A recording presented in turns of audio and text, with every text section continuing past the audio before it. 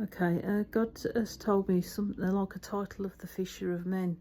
You know, like in the garden, you'll have to forgive me because my mind's like really in a bad way with V2K at the moment. It's, you know, the sword. I don't know if it sort of guards the tree of knowledge or the tree of life.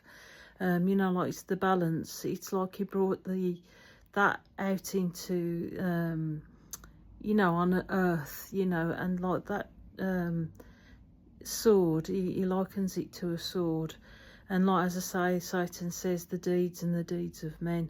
And basically it's the opposite way around of God's system. So this brings balance to life, you know, like the dark elements and the light elements.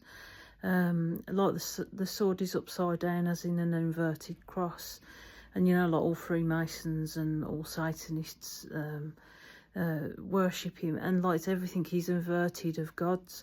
So it's like it's kind of comical really, because they think that he's an opposing system, but it's actually a kind of yin and yang way that God has worked it out. So it's brought it from the garden into the world really. So like we've got a perfectly kind of balanced system via God. And I say that you know, Satan is like a marauding shark, you know, like to make sure that things are in their place. Otherwise there's like consequences. So we're kind of in this yin and yang world via God, via the sword.